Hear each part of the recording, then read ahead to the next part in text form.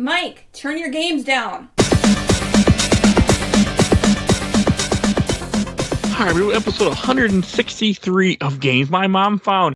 I am Mike Albertin, who's running around in the jungle with me tonight. Richard, get me the hell off this island, Samson. And Cody, swamp born of the house, Laveau, professional rhino wrangler, warden of the riverlands, bender of limbs, winter soldier, gentleman, adventurer, former, handsomest, man breaker of hearts, treasure hunter, friend to every single animal, unless they're in Tomb Raider, and father of Grovers. Yes, it's the one and only, the Cajun Crippler, the Acadian Nightmare, the Crescent City Saint, the once and future king of podcasting, Cody Laveau. All right. And where can people find you at, Cody? You can find me on my YouTube channel. Just search for Cody Laveau. I'm now the only one that is famous at all. We finally pushed the Nazi out of there. I'm very, very proud of that. He changed his name. I actually threatened that, I challenged that guy to a fight, like an actual MMA fight, in which the winner got to keep our name, and then he just changed his. Because he's like a 40-year-old Nazi with dreadlocks, and I guess he didn't want none. So I'm now the one and only Cody Laveau. If you search Cody Laveau, it still pops up, but his channel has nothing there. Yeah, exactly. He pulled all of it. It's amazing. I love it. Yeah, I feel like I really made a change. You know, if there's one legacy that I'm going to leave on this earth, it's that I made a Nazi feel bad about himself. And really all of us should strive for that. Oh, I always forget about that, but it comes up every time we have you on about that guy. It's kind of hard to follow up to that intro there. Larger than life, man. That's why he goes last. Exactly. Well, and I didn't even mention my YouTube channel yet. Oh, Richard, where can people find you at?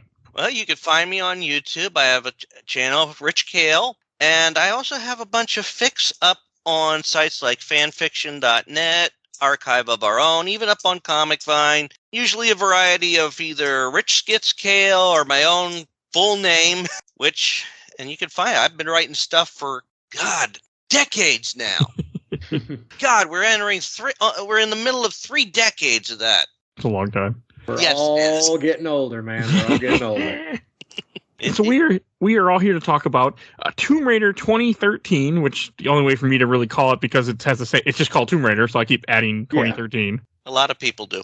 Yeah. You kind of have to when they, take the same name and just use the same name all over again. Which I'm really not fond of that trope where like a remake or a sequel is the same name as the movie or the game. Very, very much the Rambo effect, because Lara Croft is pretty much just Rambo with only a very slightly nicer butt. But there was First Blood, and then there was like Rambo First Blood Part 2, and then there was Rambo 3, and then there was Rambo. Yeah. So like Rambo was the 4th movie, but it's called Rambo, which is like a remake of the first movie, which everybody just calls Rambo anyway. Yes, this is Tomb Raider 2013. Yeah, you're not wrong, because when I search Rambo, the first thing comes up is a 2008 film. Yeah. Even though you're thinking of First Blood, somebody talks some sense into this Vietnam vet.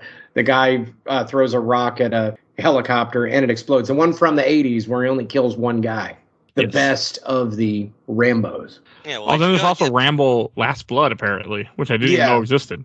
I've heard it is terrible, but I really want to see it. Well, you're going on about this. This is technically the 3rd game to have just Tomb Raider in the title. Really? Because Tomb Raider came out in like the 1995, 96 timeline area, but a Game Boy Color release called Tomb Raider came out. Oh, okay. So this makes this the 3rd Tomb Raider game. Tomb Raider called Tomb Raider, which is really like the 6th, 8th, 15th Tomb Raider? This is, if you just go by the main ones that were the main console computer series, this is the 10th game in the whole franchise of the main stuff. Wow. Yeah. There's a lot of Tomb Raiders. And I tried to reach out to a friend to give me more expertise on this, but she just disappeared from the internet. Huh. So the number one Tomb Raider, the super fan, Ashley, she was in Laser Time. I'm sure you used to see her. So shout out to her if she's listening. to this reach out for everything that we inevitably get wrong with this. But I mean, there must have been at least 20 of these games that have come out with all of the spinoffs and stuff, right? There's a lot. There's a lot. There's They haven't done anything. I think you are close to that number. I mean, there's those. I know there were a few that were quote on the handheld systems. Yeah, I know that there was like a top-down one where like she teamed up with Guardian of the Light. There it is. That's a good game. And Temple of Osiris. Yeah, yes. I've seen people play that one. I've heard very good things about it, but it's like one of the ones that is just forgotten. Yeah. Yeah. And there's a few mobile ones too, of course, because why not? There's mobile versions of everything. I have a Tomb. I know I have two. I had Tomb. I have two. I might still have it on my Amazon Fire tablet. Tomb Raider Go, completely full. Everything's available in it. And as all of us know, mobile games don't count because God doesn't watch mobile phones, or at least Christ. I really hope that he doesn't. For my sake, I really need him not to. This game, the one that we're talking about today, was made by Crystal Dynamics, published by Square Enix, which is a reboot of the series. Which is the second reboot. Yeah, because Tomb Raider Legend Anniversary you're talking about? Yep. Okay. But this is a much different Lara Croft than what you had in the previous series. Like, I mean, they beat the shit out of her in this game. Dude, yes. It starts off with just her she's not the Tomb Raider that we know. She's not this fighter or, soldier or survivor or anything. She's just a girl who's an archaeologist on a ship with her friends trying to find a lost city. And then the ship crashes and then everything goes to hell real fast. Like, this game shows you right off the bat, the first time you see her after the crash, she wakes up, tied up, hung up, upside down, wrapped up in some weird, I don't know what the hell it is. And that's the first thing you see. Yeah. It's pretty fucked up. I would imagine. Is there a little bit of controversy when this first came out? Like, did people have some problems with this, at least with like the trailers or something? Because I feel like without context, looking at this game from the outside in might make you a little bit uncomfortable, especially 9 years ago when this came out. I'm sure it did. I think there was some, and there's even in some of the Tomb Raider fans out there, they do have a dislike for the Survivor timeline, as I found it's called. Okay. Because it's not the Tomb Raider concept of old, but there was some conflict. I think there was some conflict because they trimmed down some of Laura's measurements. How dare they? I'm glad that she's more realistic in this. Like, I personally like that. I also think it's interesting how the first time you get control of her, the first thing she does after you are tied up and get free, she ends up getting stabbed in the side by a pipe. Yeah, which I even put in my notes. There's no way she doesn't have like tetanus by the end of this, because like that, or either that, or she heals like a space alien. Because yeah, she gets like really, really roughed up. I mean, I'm not a doctor anymore. They pull my license, but I'm pretty sure that like that's where something important is. That's like a pancreas or like gallbladder. It's like right underneath her left kidney. So whatever is down there, hopefully isn't like a thing, because it goes all the way through her. Like it is impaled, and that's in like the first minute and a half of this game. It looks gnarly. It could be that it just was one of those lucky punches. Where it just passes right through, I guess. If you look, it hits the side, but it doesn't go too deep into there. But still, like. But she doesn't have love handles like me. That didn't go through fat. That went through organs. This girl has organs, and they just, unless it like serpentined its way through her duodenum and her large intestine, and it just sort of pushed the pancreas out of the way to just poke back through. There's no way she doesn't have some sort of sepsis by the time this game ends. You better be getting a tetanus shot when this is over with. Now, on a previous note, I will say that I am also very much fond of the classic Laura. Is it Lara or Laura? Because they say both in this game. Lara? Because I feel like it's supposed to be Lara, but like... I've always pronounced it as Laura. Right. Same. Okay, but like her best friend says Laura, and the two Scottish guys say Laura, but like the big guy, Hawaiian Samoan guy, calls her Lara. But either way, personally, I like the vintage version of Miss Croft with just the two giant honking, just big pistols that she fires. You know, you need one for each hand, and this game only had one, so I was a little bit disappointed there. But just Well, like they fixed that up. yeah, they do. Yeah. Just everything she goes through, like. I mean, if I took that hole in my side, I can tell you right now, I wouldn't be climbing no plane. You know, a few minutes later, I'd be done. I'd just be, I'm dead now. Yeah, much well, like, and she submerges it in water. So, like, Water, I mean, no, there is some moments where that is just straight up ass water that she is dropping herself into. Yeah. Never mind, towards the end, minor spoiler. There's a giant pool of blood? Bloody. It's red. Yeah, that is begging for just hepatitis. Like, Definitely.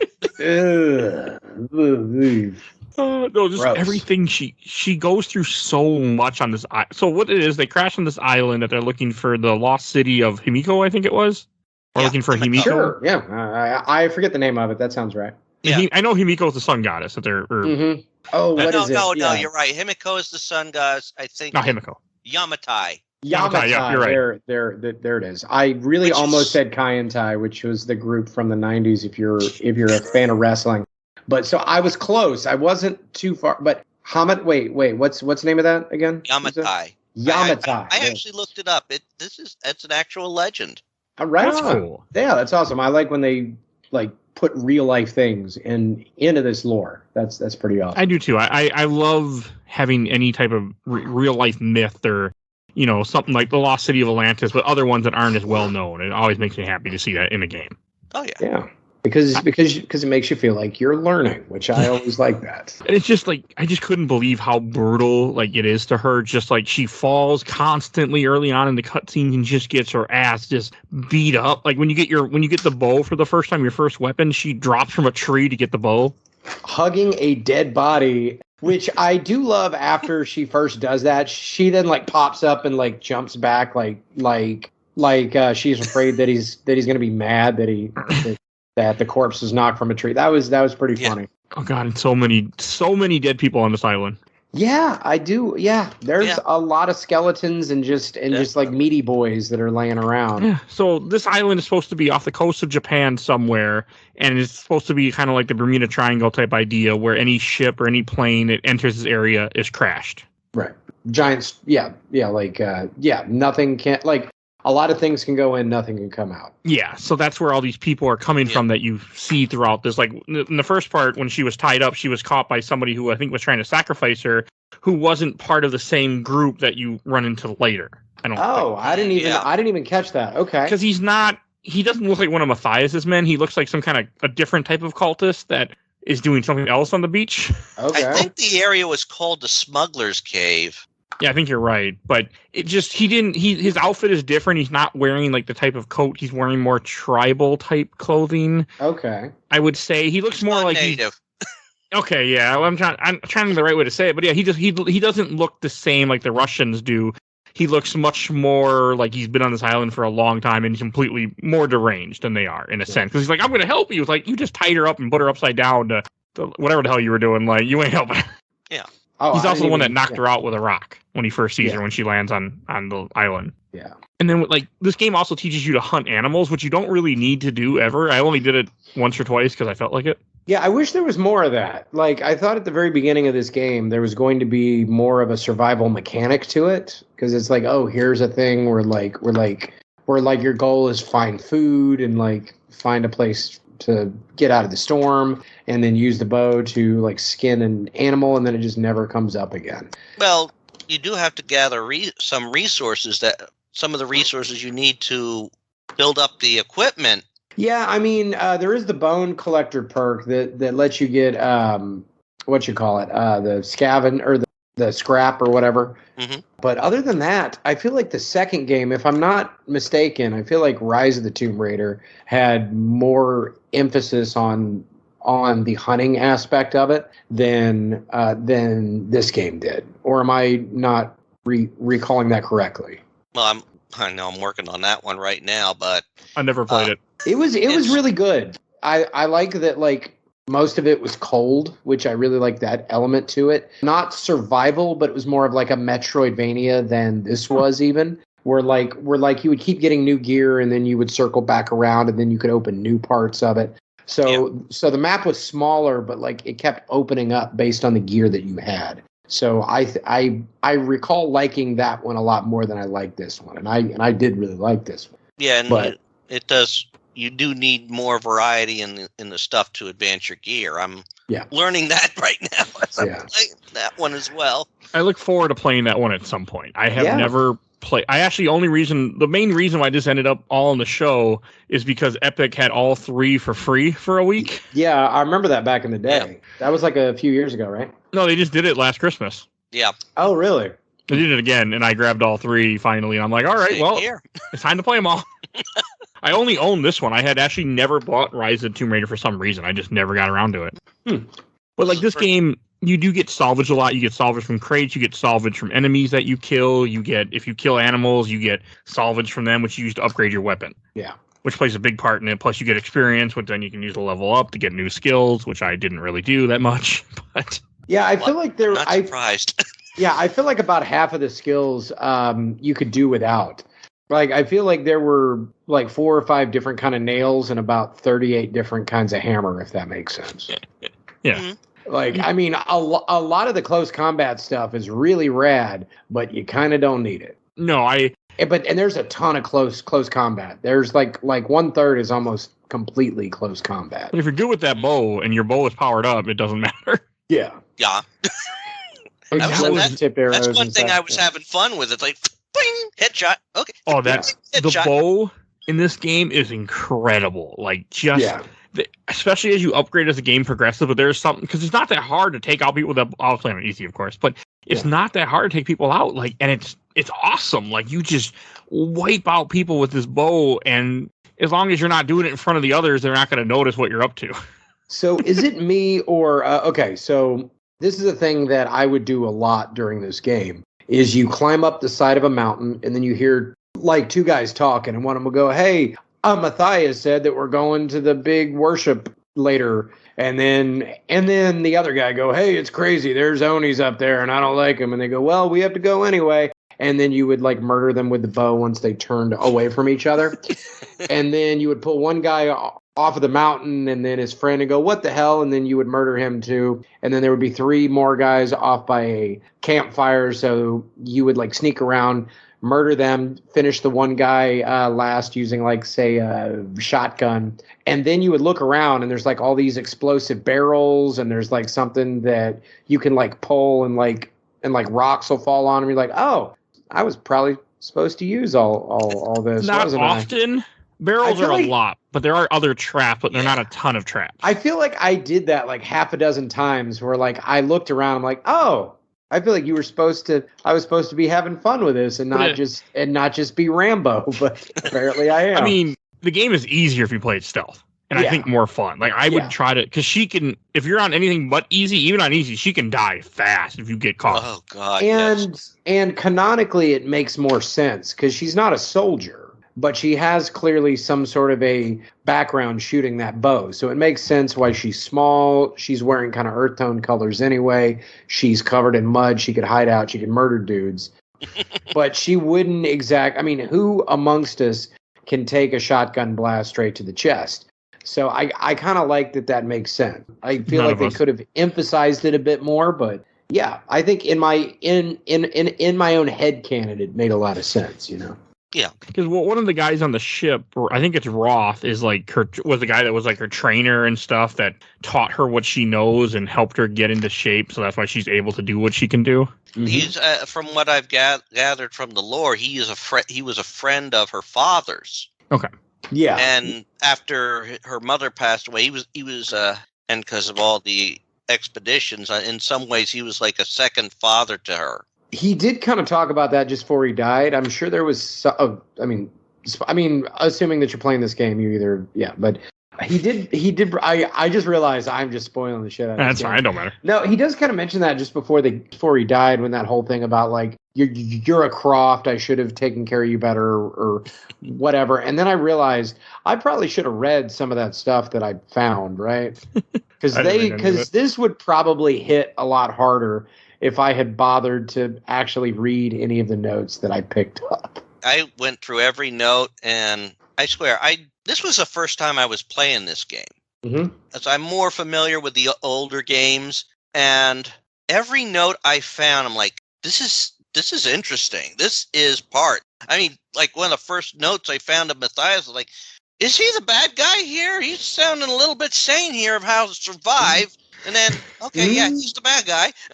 Yeah, fair. And every bit of information, you get more of the story of the island revealed. You got more of who all has come to this island, which we should get to a little bit later. Right, which I do love the aspect of that, of like all these different people that had clearly been on this island, even though I did not read any of the notes, just from the artifacts that were left, and just the beach with all of the ships on it, where there's like a man of war from like the 1600s that was most likely like one of like Marco Polo's ships going around there, like based on how old the ship was. There's the big battleship from World War II. There's like all these different ships from various like there, and I love that it kind of told that story without having to directly tell that story for somebody like me that, you know, I really wasn't wanting to sit around and read all of this. I still kind of got what was going on. Yeah. You can absorb everything in the game as the game is happening. Is what I mean. Yes, there's other stuff in there, but like, I mean, you find out pretty quickly as the game progresses, as she runs through these different areas, that, World War II bases are here. Like, you find that. I mean, she kind of says it. I got real happy when I saw that because, one, I'm a history buff, and again, the Japanese, the Germans, everybody was making bases everywhere. So completely believable the Japanese made a base in this island, and then they couldn't leave. And nobody, I mean, which is also the truth when it comes to World War II, nobody cleaned up anything when they left. They just said, we'll leave this here. I mean, there's still, I think the bases that Hitler made in, I think it's Norway or somewhere up in the northern coast to protect Germany because they tricked him. He built all these bunkers that never got used that are still there to this day. I want to go see them. But like, so I mean, to me, it made me really happy to see all this World War II stuff that's just sitting there because, well, it's just sitting in reality too. Yeah, it doesn't go anywhere. Nobody's like, we're going to tear this down. No, we're just going to leave it there. I mean, my only question is, if they got shipwrecked on this island, how the hell did they have all these supplies there already? My guess is they didn't get shipwrecked. They were able to make it to the island, but then they weren't able to when they tried to leave. Yeah, but again, still. They built a lot. There was a lot of concrete going on to this island. And World War II. They built this with cranes. There was no way they didn't build this without cranes to build all those lifts and all that. Yeah. But, you know, I mean, you do it as just a little bit of, I mean, you just kind of, it makes it a lot more cool if you don't think about it too hard. It didn't, I mean, I know what you're talking about. I didn't like, to me, I guess I also saw it because they were the Japanese, that maybe they had somebody on the ship that was somehow related to Himiko, so they were protected at first until they tried to leave.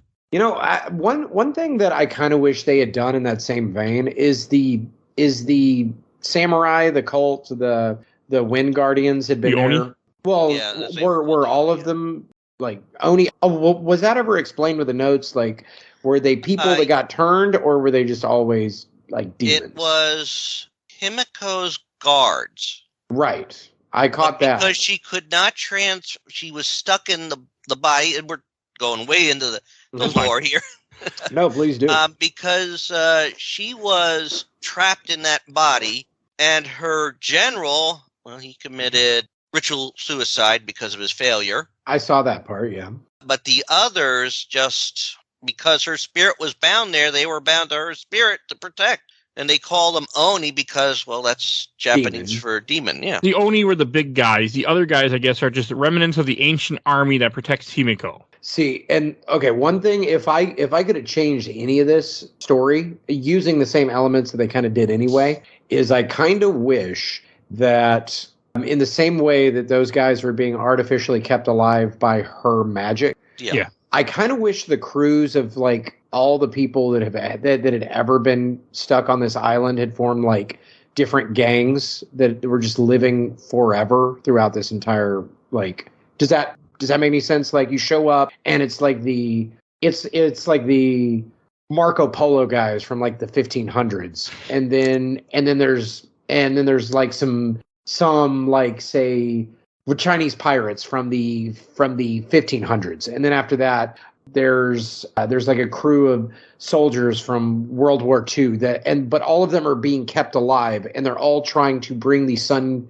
Queen back for their own like benefit. So like each time you save Sam from one of those, another one manages to get her hands on her. So as you're going through, you're seeing these moments both sort of caught in their own time based on what they have there, but then also does that make any sense? Well, that would mean that they all realize how she's been staying, quote, alive and young, as Matthias does. Matthias figured it out. Nobody else has. Well, but that's what I'm saying. Like, it would have been interesting to me is if like everybody kind of knew what was up, and they were all trying to get her back for their own benefit of their team. Because if you can keep one group of soldiers alive from the 1200s, then it seems like you could do that with like 3 or 4 other different gangs. Because you already kind of went half in with all of the things that were built by these various people. Why not just I don't know. I get what you mean. Yeah, I just thought that would be cool. That's to have different generations. Yeah, that could have been. But I mean, I think one of the things they run with is the soldiers are keeping her safe. Right. And they're cursed. Don't know who's they're cursed, but they don't know anyone who's going. They are doing their job of protecting her, but they aren't aware. Only her general, the one who committed suicide. He knew the truth. He was the only one who knew the truth. None of them knew. Like, well, in the same way that Matthias knew why he was doing it, but none of his soldiers did, right? Yeah. Pretty much. Yeah. It's also he just sort of told them what to do and said, well, trust me, and all of them did because they're super loyal followers. I mean, with Matthias, it was a lot of, which I was wondering, because I was wondering if they were all from the same wreck or just different wrecks that showed up and he would just get new people. I think they were all from different wrecks. Yeah. Because I do remember there was like a thing where like in the pool of blood in the monastery or the base or whatever that Laura falls down to. It's like that's when they find somebody new, they throw them in that pit for weeks and they make them fight their way out. And then they become part of his crew, which would imply that there's new people constantly coming in that they're throwing in the pit. Yeah. Yeah. They're terrible. I mean, everybody here is terrible. Yes. I mean, because one thing when you land or when you crash your ship, you have a group of people that are with you, like maybe 6, 7 people. Almost none of them come out of this game alive. Like 3 do. Yeah. I mean, and everybody gets captured. You get captured multiple times. Like early on, you get captured and like they tie her up because the professor that's with you kind of betrays you multiple times in this game. Oh, yeah.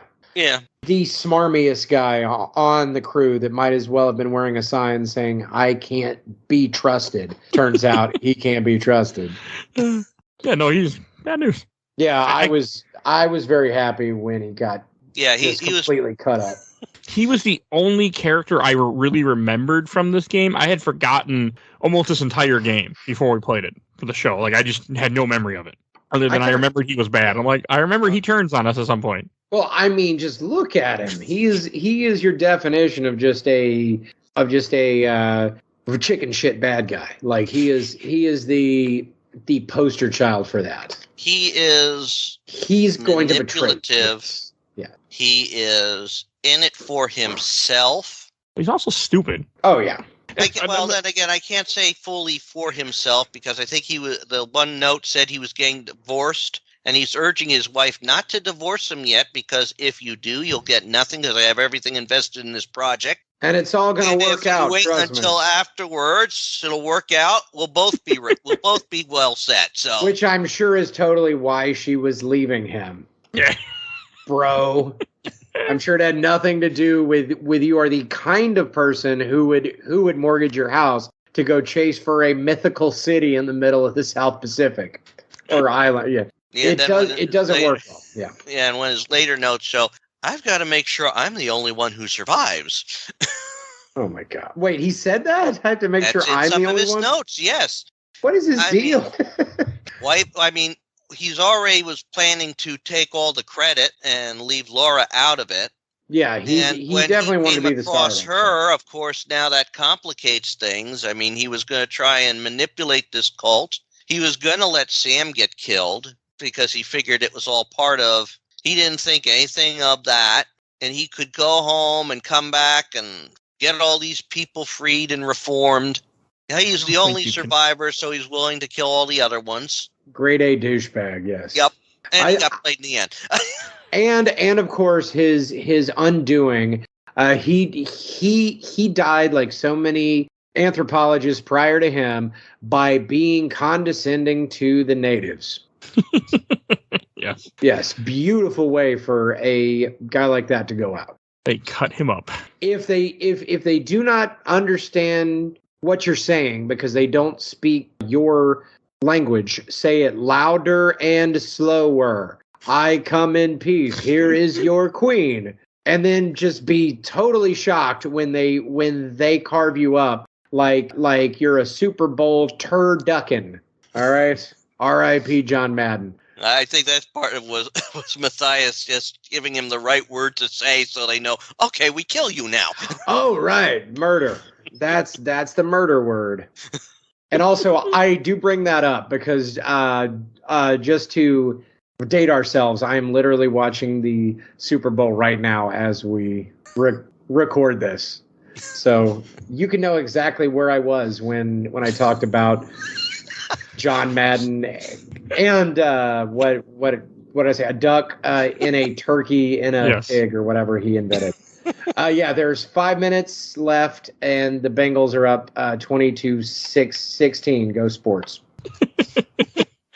Oh, it's actually a good game. I was watching part of it before we started recording. Yeah, I've only ever worried about the Super Bowl when it had an impact on my own life, as in if the guy coming in to replace me on the overnight shift has a game and the game is running over, he's staying until it's over, even though, which is not something you want to hear when it's 11 o'clock at night. No. There was a very good rap concert, and it seems like there's some pretty decent football on either side of it because I'm very much half watching it. But excellent Snoop/Dre concert. Rest of it is just really muddy. I have no idea what's going on. So, and this is also where, in this game, as you're playing it, you have to do her first time ever killing anybody too, which, again, they make it more dramatic for her. She's not like, oh, I killed some people. The guy that she's talking to, who obviously is a murderer too, who, he's a soldier, so maybe I shouldn't say murder, but he's a soldier, he's killed people. He's like, yeah, it's not easy. Like, I like that they don't just, she kills hundreds more people as this game progresses. She gets used to it real quick, though. But I guess you don't have a choice in this situation. You're not like you can talk to him. No, of course not. I'm not throwing any judgment whatsoever. But dude, she is Rambo by the end of this, both in bow and in body count. You kill so many people in this game. It is so fun. Yes. Yeah. And I didn't realize. I think they're almost everyone you kill is Russian too. Like because most of Matthias' men are all Russian. And none of them have Russian accents. But his two biggest hitchmen are named. Anybody want to guess? Sergio. Wait. What was it? Sergey and Ivan. Dmitri. Which, if you wanted to pull names out of the Russian henchman handbook, if you were to write that down, your English Lit 101. Come on. Sergey and fucking... I've heard Dmitri so many times. Sergey, I don't hear that much. The only time I can really pick up on Sergey, I think, was in Resident Evil 3. Yeah, exactly. But it's used by tons. That is your Russian henchman name. He's not wrong. Also, this game loves to... I feel like it did a very good job with fire. Use fire all the time to light things on fire, to burn them, to get through, to make explosions when you're in a mine at one point. It does a very good job of incorporating fire into this game, into survival. Yes. I really wish there had been a better fire-based puzzle, which I feel like the second one did. Again, I might be not remembering this very well, but where it's like you're trying to take a flame from one side of a tomb to the other, and there's like a bunch of waterfalls, and you're trying to figure out, and you'll light a torch, yours will go out, and you light it off the torch you just lit. You're trying to get it all the way up or something like that. But yeah, I love fire-based stuff here was really, really fun though. Yeah, they did that. I mean, I saw that there were very good challenges in this game if you took the time to do them, which I'm sure Mike didn't. I did one of the optional tombs. Oh my God, Mike. The game is called Tomb Raider, and you raided one tomb. I did try a few of them. I found a couple, and I couldn't figure out the puzzles. Okay, so I guess I guess you saw it, and then you said, well, I guess it's not called Tombs Raider. So I did one, and that's I did try. I wanted to do more, but I needed to look up how to do them when I did them, and I didn't. I play so many games where I use a guide. This was one game where I really wasn't using a guide. I didn't want to. I'm like, I just want to play it. I don't want to look up anything. Most of it's just timing. I would say 90% of your puzzles is just hitting the thing at the right time. Well, there was one in a flooded temple, which I liked because it was essentially you were in the World War II camp area. Yeah. And I was moving the raft around, but then I couldn't figure out what the hell I was supposed to do. And I just didn't understand the concept. I'm done. I had some trouble with that, and then I actually figured out that the raft is basically you had to get the raft right into the right spot so you could keep the power, the electrical. Oh, yeah, it would like drop into the water, so then you put the raft underneath the big lamp or whatever. It lands on that raft, and then you can just wade it's through so damn simple. And I was looking around, I'm like, and my brain just did not comprehend that. Dude, I was working on that one for an hour, and like, I will be honest, I figured that out by like accident, where I would like try to figure out, okay, can this go here or there? Is there like a rope here? And then I just cranked that thing up, pulled on that rope, and then by the time it came down, it just landed on it, and I went, oh yeah, of course, I totally meant to do that. That's totally I am very I just happened to have the ramp in the right part at the right time. So I think I figured it out in about 5 minutes, but it was pure dumb luck. Yeah, dumb luck helps, and then just like because you're thinking this has got to be some complex puzzle to solve.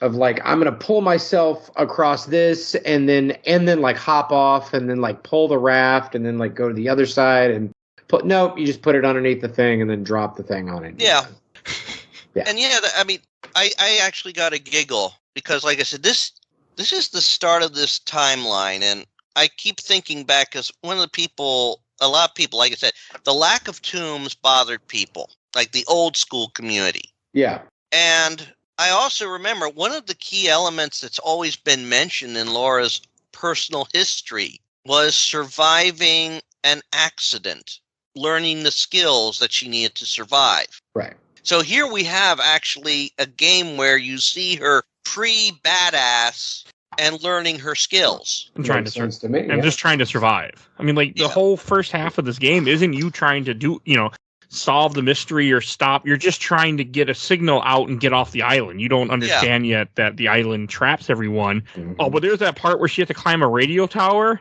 Fuck no, I'd be dead. I'd just be dead. I'm terrified of heights.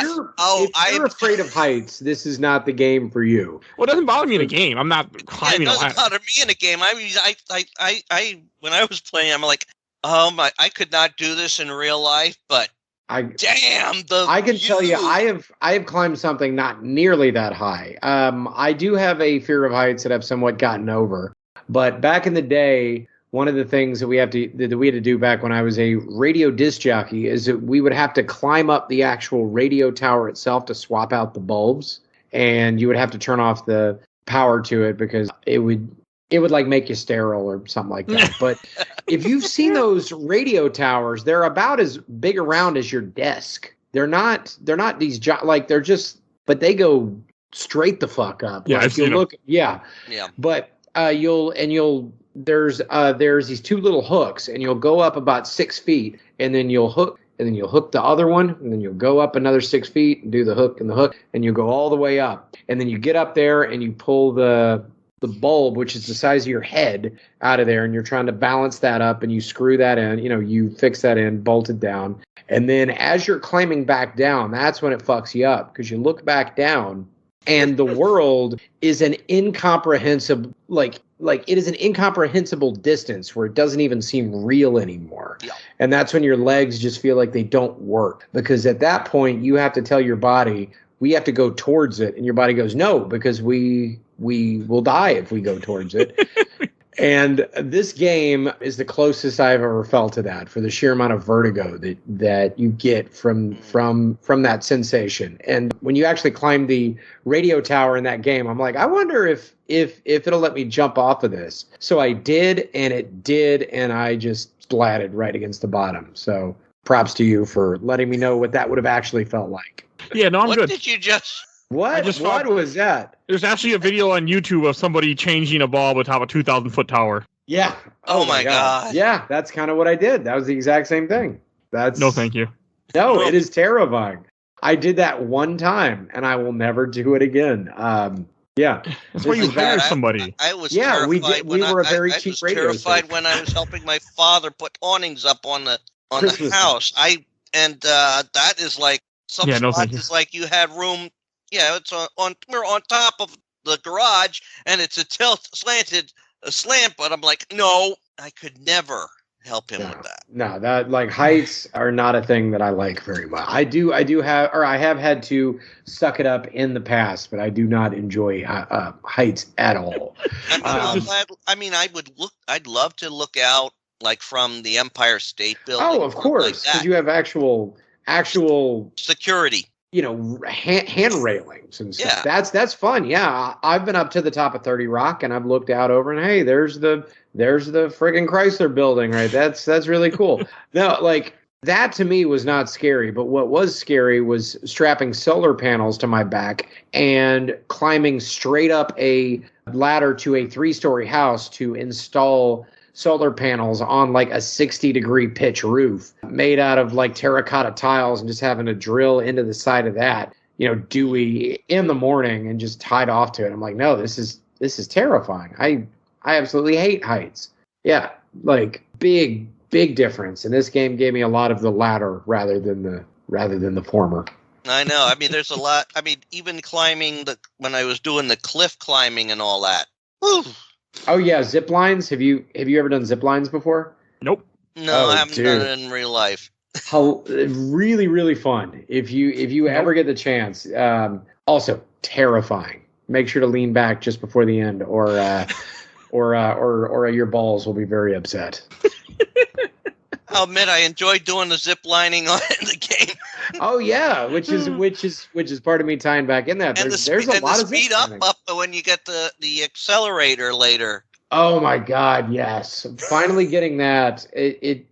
Everything changes. It was like, so much better than just having to worm your way across that. That was usually my moment to check my phone or to get another beer, holding down the button while I was shimmying back across that rope until I got the auto thing. That must be terrifying in real life to do that. I would never, but then again, I wouldn't have made it anywhere in this game if I were her. I would have been dead real quick. I do have to say one thing though, back with the tombs. Yeah. I remember going in one of the tombs, and Laura's like, I hate tombs. Yes. That was funny.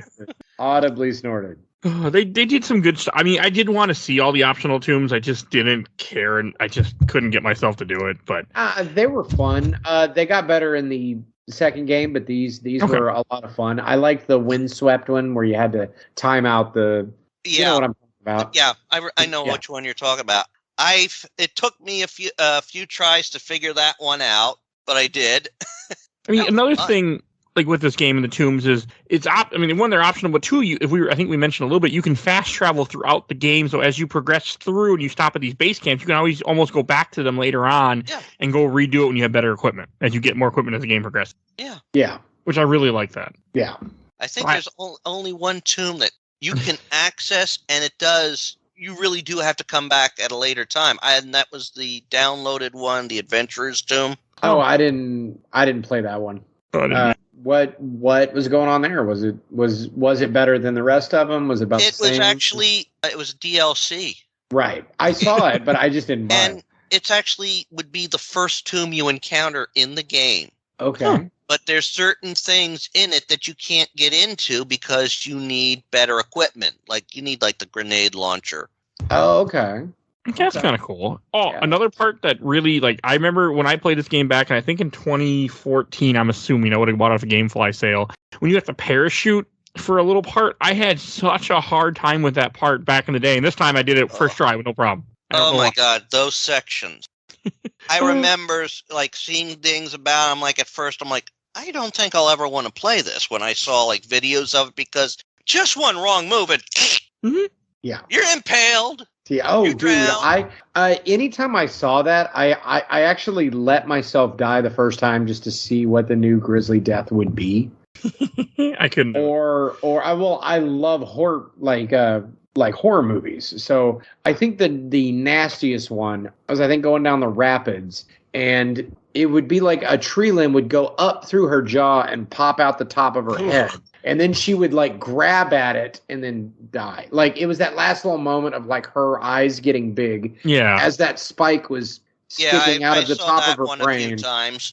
and then just slumps. The one on the rocks I think was the lamest, falling off the boat. I never did. Oh, and the one where she's in like throne room with the with all of the zombie samurai, and I Oh, the was Oni? like, yeah, with the I'm like, what if I just jump out in the middle of this room? Like I know I'm supposed to climb I know all what you're talking the way, about. but I'm like, what if I just jump out here? Like, what's gonna happen, right? It's like, whoops, it's me. No, and then they just shoot you with like a bunch of Yeah, I It's had pretty some lame. tricks. I had a little hard time getting through some of that too.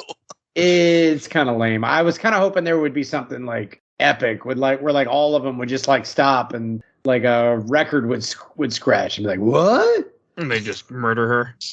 A girl? And then they would just like chop her in half or something. But no, she just gets shot with them. I think the one the boat and crashing on the rocks. I think that one. I don't remember it from TR1 from the 2013. I think I saw it when I was working my way through Rise of the Tomb Raider. I'm not done with that one yet. Yeah, That's good. I'm sure that they probably used it again, but she just gets like swept out in an undertow, and then they just kind of she bumps like into Oh, those yeah, rocks. I think She now. like yeah, I mean think- like if I know I'm gonna sound like a friggin' murderer here, but it's if she had just like really gotten dashed on those rocks and just gotten like really carved up by him, that would have been one thing. But she just kind of boop and then dies, and it's yeah, I think they just want to avoid the ragdoll. yeah. But like her running into a tree while parachuting, that was awesome. Like they had some really great deaths. I'm sure that there's probably like a montage somewhere of all of the Yeah. like instant deaths in this. But I feel like they really got it right. Yeah, they were. I admit those were the most trying sections, especially when I was going down the river, because like I was trying to maneuver, I was trying to blast things when I had to, and I'm like, got this. Okay, Now, got this. Yep, that was very much me. Well, as anybody who is following the continuity of the show will know, from Resident Evil 4, I'm very bad at QuickTime events. I spent the last 20 minutes of that game just trying to get past the jet ski part. That is hard though. I'm really bad at these. So I died a bunch, but I also I felt like I was at least entertained by all of these deaths. They were all creative and different, and I feel like a better player would have missed them. And they don't miss on all these just great deaths that all of us got to see by being bad at the game. Yeah, well, that's also what was the old days. Task 1, beat the game. Task Yes. 2, beat the game with the best possible score. Task 3, find all the deaths. One thing that really amused me is the machine gun she gets is a World War II machine gun. And it I really and like it that. Well, and I love that it turns into Agreed. any A bat. Kalashnikov. Like it just, yeah, I have no idea how. Yeah. That was really cool to me that the weapons that you get are. I don't know if the shotgun was World War II style or not. I didn't, as you upgraded, but and then the enemies kind of, I mean, most of these start off as just regular guys. As the game progresses, you start fighting armored soldiers and things, which again, makes sense because the game's got to, change up a little bit. Oh, part that we had mentioned earlier, but I want to talk about more in depth.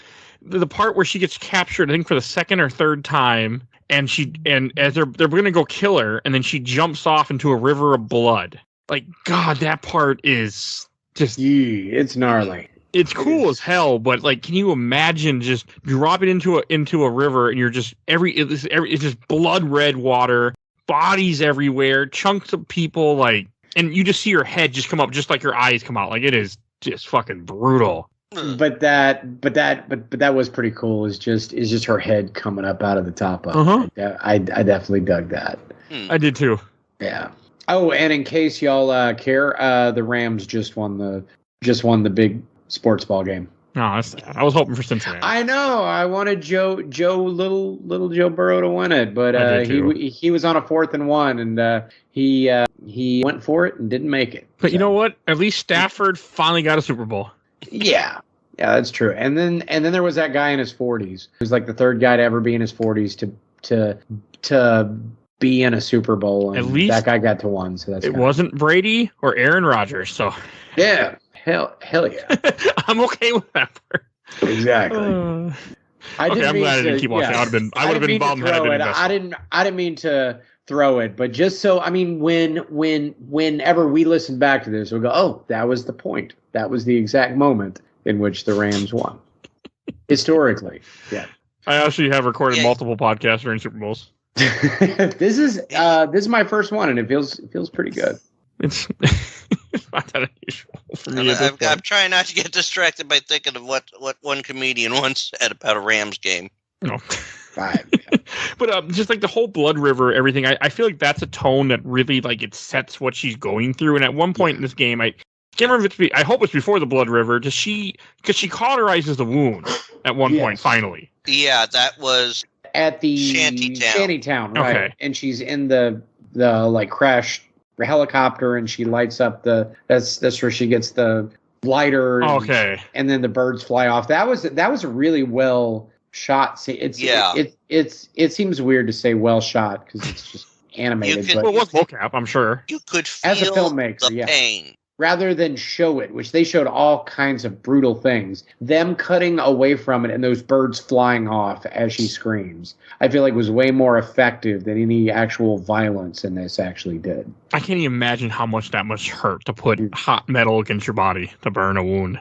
Well, it cauterizes the wound. And kills but like having to hold it there as a whole, I can't. And then you hear her, and I just wonder, like, I think somebody's in the helicopter. Let's go check. Well, she killed everybody at that point. So yeah. I mean, you kill so many people in this game. Dude, she which does the second game have her going to some kind of therapy?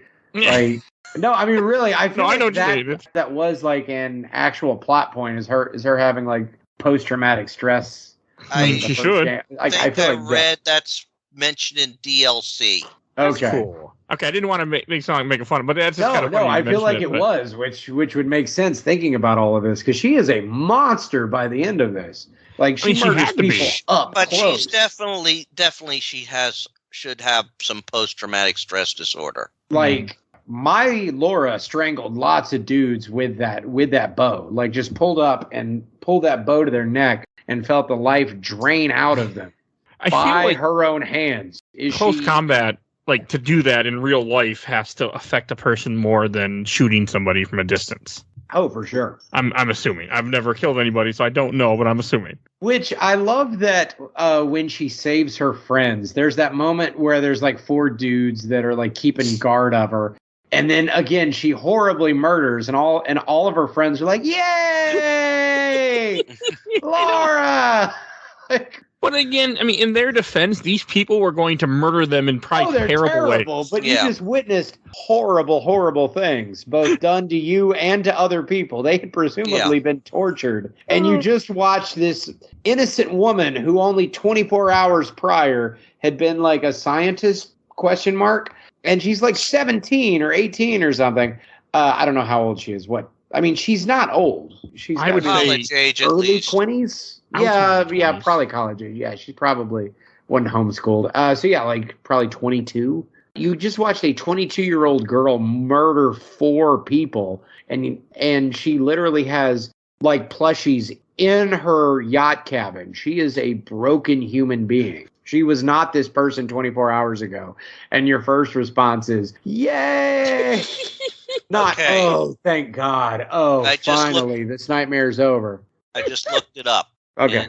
Tomb Raider 2013, she's 21 years old. 21. Okay, now that makes the butt shots feel a lot less weird, which there were a lot in this game. No, you're There's not a wrong. lot of There's butt. something There's a lot of butt in this game. Not as much or as nice as Dead Space 2, which I still is one of my top 3 video game butts of all time. Look at that picture again. Be right back Mike. in a second. Hold on. That's amazing. Look up Dead Space 2 butt. It's amazing. I still remember that too now vaguely. It's been a while. Yeah, it is. Yes, but this game, had a lot of butt. It had a lot of butt in it. Sorry about that. They did the sexy with Laura, but they didn't go like above and beyond like they would have in the older games, which I did appreciate. I can send you but there were kind of a lot of kind of a lot of shots where she's like, oh, I need to look at my radio right here, and the camera is right over her shoulder, where it's like it's looking right down into the Which again, I mean, you can only put things in certain kinds of places, but come on, guys, you know what you're doing. I think the game did a good job with the collectibles. Like, you don't need to find them if you don't care. Like me, I would grab them as I saw them. But there's so many collectibles, strung throughout a map that give you experience and help you level up. And like, if you finish a tomb, I think you get level ups for finishing tombs too. Yes, you do. Yeah. Okay. I enjoyed the collectibles, to be honest. I would have been more into them if I got salvage instead of XP, because I feel like I got most of the XP I needed to do whatever I wanted, which was just kind of because I feel like only half of the XP stuff that I really actually cared about.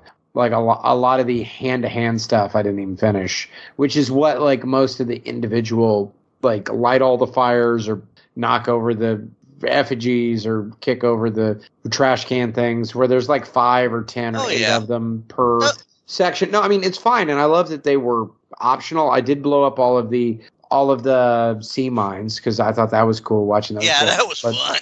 I like that a lot. Oh yeah, that was fun. But yeah, I enjoyed that part too. Yeah, but I just feel like they only gave me EXP, and I was getting EXP from everything because I took the EXP bonuses first, and then the salvage bonuses second, and then I just kind of did the rest of it. And I feel like by the end of the game, I still could have used more salvage to finish off with the rifle, because that was the last thing that I wanted to work on. But I didn't really have much need for the EXP that the extra stuff would have like given me, so I didn't even bother. Yeah, when I went through, I was getting everything I could.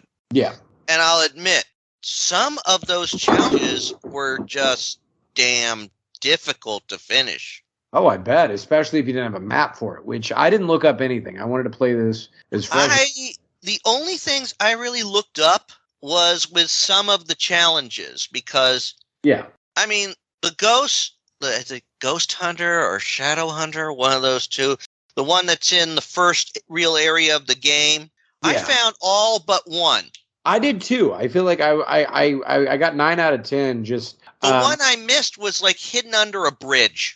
Yeah, I'm sure you and me probably missed the same one, because I would just turn on the Batman vision and you see where stuff was. Oh yeah. I was living on that. I was turning that thing on every 5 steps. That's like one of the most useful tools in the game. Like, I didn't use it. Oh, I used it a ton. It helps actually. It also helps with figuring out what you need to do next. Right. Because it highlights all those things. Yeah. And when I went through Shantytown, oh yeah, I completely missed some of the things to do. Yeah. Same. I mean, I found the alarms, and I disabled 3 of them. And like, really, this is something I have to do to complete. Okay. And then I was like, what's this? I'm looking at other effigies. I didn't find them until I'm going through it again. Well, fast travel back to the area, and I'm like, what the heck's this thing? I flame it and pull it. Oh, that's the effigy. Right. Which I don't even know what that was supposed to represent. I know you're supposed to burn effigies just by nature of them being what they are. But Yeah. I'm not sure what that was supposed to represent, because it just looked like a bunch of bullshit up on the wall. But I found when I was just to refamiliarize myself with some of it, I was replaying like doing the free roam bit since I actually completed everything. And I'm like, here's an effigy right by the helicopter. And I'm like, if this was here during the main game, this was just a deliberate hint of something you're going to be doing later. Yeah. And some of those were just so damn tricky. I mean, in the Japanese research base where you eventually find the posters, or wait, what? The posters are earlier. You can burn. Oh, I know the posters you're talking about. Yeah, those. Oh wait, no, those posters are in the radio station. I'm talking like the Japanese base where you find the tomb of the soldier. Oh, yeah. Those sun trinkets. Oh, I didn't mess. I think I found one. I found one, and like I didn't know where the rest of them were, and I'm like looking and all over, and I found more as I looked around, and then I'm like, "Where's this last one?" It's in a damn window, and you can't see it because it just blends in perfectly. I'm like, and at this point in my life, I am a 30-something or 40-something. I actually forget how old I am. I have a kid that's 4 or 5 or 12 or whatever. Smokey, I think is his name. So I don't have a whole lot of time to go off and find every single thing like I used to. So I know that like when I first played this game, I think I might have actually 100% of this game on the 360. Nice. You know, like in 2013, back in the Freedom days when I used to when I just used to sleep till noon and I used to work in a restaurant. Yeah, it was great. I had all the time in the world. But yeah, so this like now when I play games, I just blaze right through them. I put it on the easiest mode and I just get to work, and that's what I did with this. So the only one I went out of my way for was the sea mines, because those I don't know why, those were just really fun. But oh yeah, that was. You just wanted to blow them up. Yeah, I just wanted to blow them up. So I took a little bit of extra time just to blow those up. But the rest of the time, finding any artifacts, if I happened to see one, I would snag it for the XP. I didn't read any of it. I barely looked at any of it, and then I just kept on moving, which I think is the way Mike plays. Yeah, I would find them if I saw them, but I wouldn't go. A couple times I would go like explore a little bit because I was always trying to find more ammo or just find more junk so I could upgrade my weapons more. Because I love the fact you could upgrade your weapons in this game. Yeah, I really liked that, and I wanted more salvage. If those things had given me more salvage, I would have sought them out. Or would have given me any salvage at all, I would have. Because even though I didn't need it, I love my weapons being at fully like the max to them, because it looks good to me, and it like just having the number that I don't like saying, something saying, oh, it's 76% finished. I don't like that. But I do definitely love the way it looks when it's fully finished. Does that mean the way the pistol is like polished silver and it has the mag out of the back? Yeah, just. I mean, did you grab the pistol and go, oh, look at this, it was even filed down here. Oh, why the naked girl with her boobs is just looking at you like, what the fuck?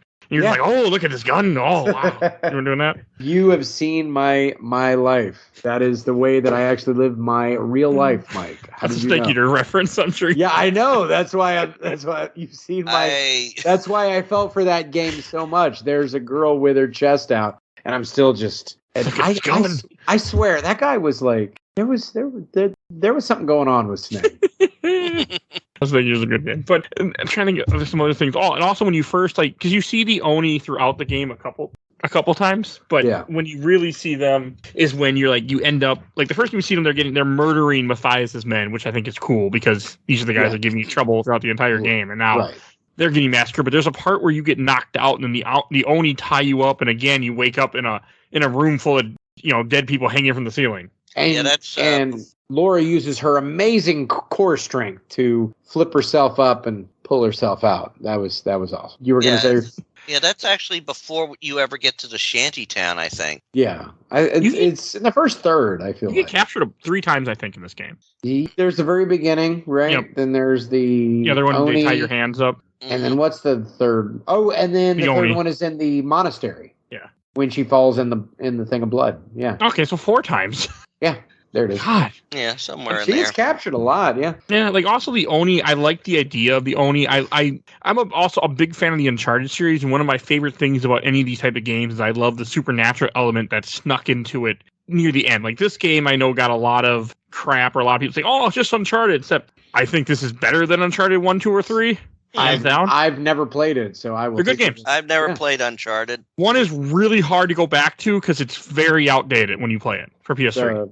The first one. Yeah, 2 and 3. 2 is really good. 3 I can't remember exactly, but highly recommend 2. So they're worth playing. But no, they don't have the upgrade. It's hype with the movie coming out. Yeah, and they're coming, and a couple of them are coming on PS4 also, or PS5 also. So. Oh, nice. But there's a collection of 1 through 3 on PS4, so pick that up. Oh, but nice. no, I love the supernatural, and that's why I like the Oni in this game. I like the idea that you have these soldiers who never died, who like the story kept me going too. How you're constantly going from one thing to the next. Like at one point, you go back to your original ship to try to get tools out of there to repair a boat. Like, and that's where the geeky guy died. Which those tools were literally a wrench and like a flathead screwdriver. Like the nerd died for that. The guy, like, he risked his life and he climbed on a yacht and he got past these monstrous villains for a crescent wrench and a flathead screwdriver. Was there not a pair of channel locks on any other ship? Was there not a flat rock that he could have used? Like with like a tool like this, it should have been at least a sawzall. Is all. It should have been something special. It should have been something special, not a damn crescent wrench. Well, to a Jesus mechanic, Christ, Alex. their tools Alex. are sacred. Alex. But they set the guy to die. My God, Alex. He wanted to prove himself worthy of Laura. The ultimate simp. The ultimate simp, Alex. Much like his shirt, Escape, which I thought was actually very, very clever. Just had the ESC on his shirt. Hey, he did escape. He escaped life. Is what he did. Stay woke, kings. Never die for the lady who can get the tools herself. I have no idea what I'm talking about. Why he didn't just wait for her is stupid because he was trying to impress her. Like, come on now. She's murdering tons of dudes. She would, he could have at least dude, you knew you were going to die. And even if you did, you still would not have impressed Laura Croft. She clearly has the hots for, I don't know, let's say Oni number 3. That guy had killer abs underneath that. I also know. I'm trying to remember. Did she actually give him a kiss in the end? Yeah, a kiss on the cheek as he was being crushed. And about to die. Well, he died. Well, he also took out some of the bad guys too in the process, which was pretty baller. But he did that specifically. He didn't do it to save his friend. He did it to get to impress Lara Croft, which is No, I don't. I wouldn't. I'll disagree with that. Just on the note that it allowed her to get out. He knew he wasn't going to make it, but I meant the fact that he went into the ship itself. Yes. Oh, the ship. Yeah, that was dumbass. Yeah, that was dumbass. The way that he went out was pretty baller. But yes, the way that the reason he got himself into the situation was really, really dumb. He had to impress the lady. Stay woke, kings. Stay woke. But and even when Roth dies at one point, because there's a very small scene on the boat in the very beginning of this game where you see Roth and one of the survivors about to go into a room to go have sex, and I'm like, okay, what's the point of this? And then when Roth dies later, she's like, "Fuck you, Laura, it's all your fault." Then it has more. Well, if you would have grabbed all the documents, Ross and her had a child. Oh, yeah, they had a child. Huh? She hadn't told him yet. Well, but too late now. Child is his child. Wow, there's some real Days of Our Lives stuff going on in the background of Tomb Raider. I had no idea. Well, like I said, it's like the documents. You can get a lot more of the story when you find them. Which I didn't read them, but I'm cool. I'm happy that it's there. I like it when a story, extra stuff like this is there, but it's not in my face where I have to, read it. I can just absorb it different ways. Like watch a YouTube video later on if I care enough. Like Dark Souls. Dark Souls is a thing where I went and watched tons of YouTube videos to get the lore because I wasn't going to read every item description. So yeah, that's fair. I just again, that comes with having a kid. I just don't have the time to read through all that.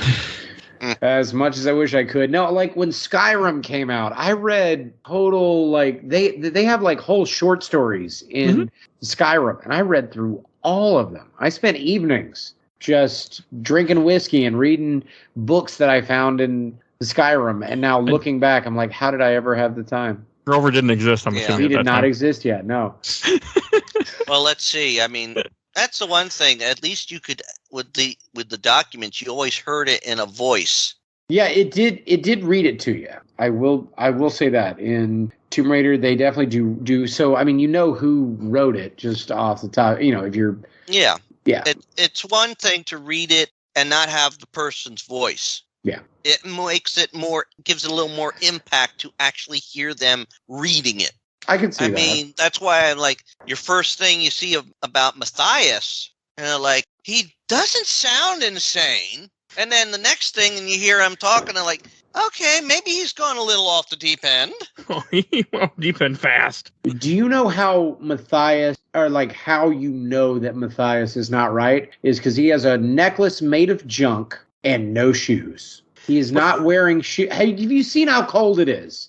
How many rocks there are around? The man does not do anything to protect his feet. The other goons have boots. He could order one of them that had roughly the same size feet as him. But for some reason, Matthias does not cover those. Well, the first time you see him, he's acting all innocent. And he has a crutch, like, "Oh, I'm just injured," you know. And he's fine. He's like, I'm some kind of like old man. I can't do nothing to nobody. And then he just kidnaps Sam immediately. Well, because Sam ends up talking to him and saying things she probably shouldn't say. Like she says, "Oh, you know, I'm a relative of Himiko." I'm the great granddaughter of the lady that is the mythical city. I don't know. I want that we're on. Yeah, exactly. Of the people of Yamatai. Yep. And then immediately kidnaps her. Yep. They do a good job of like having you run into them throughout the games. You're trying to stop Matthias, and it does a really good job of making him feel like a villain and being the whole issue of the entire game. Like I felt that he was a very good villain for that. Yeah. Again, I feel like I didn't fully understand what he was trying to do, but that's also my fault for not reading. He's trying for checking my phone like during cutscenes. He's trying to take Sam because he believes that because they get these girls that they end up on the island. Everyone they get, they try to burn her to death, and every other one burned to death in a certain part. But with her, when they go to light her on fire, the wind just comes and puts out the fire. So therefore, he knows that she's special. So then he's trying to take her to this temple at the center of the island or somewhere on the island where all the Oni are because he knows they can't leave the island because of Himiko is stopping them from being able to leave the island because she crashes all these ships. So his whole plan is if I go and take her body, I don't think he understands exactly what's going on. Like, I don't know if he's aware that, like, Himiko, this sun goddess, her curse is that she's stuck in the body that's decaying over time, and she needs a new vessel to be put inside, which has to be a family member, apparently. No, like I said, again, this I got from the documents.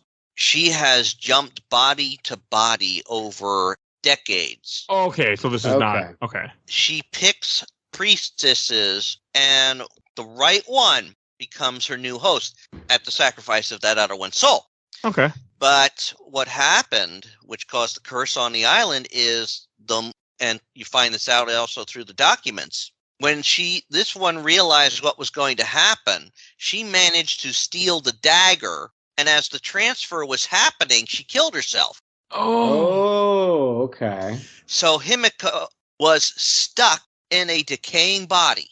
She cannot leave, so her rage keeps everyone there and brings everyone in. And eventually, the right person comes along that they can get her into a new body.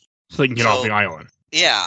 Matthias realizes this is the true power. And he's going to basically bring himself to help her. He is willing to help her. Sure, there's probably the promise of, I'll be your second in command. Right. Or just leave. I mean, the curse is lifted, they can get off the island. Yeah. Yeah, but then you have it's the new queen. Yeah. And she didn't necessarily let people leave the island unless she allowed them to. It's just a really cool aspect. Like I really got a kick out of that whole thing with her. And like the end of this game is you head to like this temple and you just have to take out like tons and tons of guards, and you fight tons of Oni too, which I really like that. Yeah. Oh, But they're just, besides the big giant guys, they're just regular people they look like. Yeah. The big Now, giant guys look like demons, but now I will say to be fair, the Laura that I was playing also wasn't very heavily invested like in the story itself, because as soon as one of her friends would get on the radio and it would be like, "Hey, I'm Alex, I'm pinned underneath some metal and I'm about to bleed out," she would go, "Oh, look, a tomb. I'm gonna go jump in here." And then she would leave for like 20 minutes, and then she would get around to Alex and Sam, but if there was like salvage to find, she would go do that first. So Well, yeah, it's like she does line up for the way I was playing her. Yeah, I mean the time it takes you to get from like, well, we got to get here, and we've got this time limit, but time stands still when we're checking tombs and running around trying to find everything. Alex, hang on. There might be a really spiffy necklace here. You're fine, right? He's like, "No, well, sorry, Alex. You're starting to break up. I'm already in the cave." Well, there was already some stuff that you could get in all these sections. I mean, I think some of them, like, I didn't argue, like, open up, ooh, weapon parts. Yeah. I'm like, okay, Yamatai, thank you for the weapon parts. Ancient tomb. I got part two of 3 for the shotgun. I mean, trust me, I didn't. I've come to the conclusion that if there's anything you can't explain in a Tomb Raider game, it's Tomb Raider logic. Yeah. Well, I think that also falls into the cranes that weren't around anywhere that were clearly used, or the tons and tons of like concrete that were used to make all of these bases that came from somewhere. Oh yeah. Yeah, that's all Tomb Raider logic. The amount of non-salted water you would need to make giant concrete bases is just unfathomable. And then this game actually ends with a final boss fight too, which I liked the fact that it did. It didn't need it, but it was cool that you had one where you had to I did like that quite a bit. Take out a giant Oni. So that guy, okay, so when he moves his face, the mask moves like it's his face, like it flexes, but then you shoot the mask off and it's just like a big dude. Like it's just a giant dead, maybe not dead like Japanese. Oh, it's a kitty cat. Hi. Not in the game.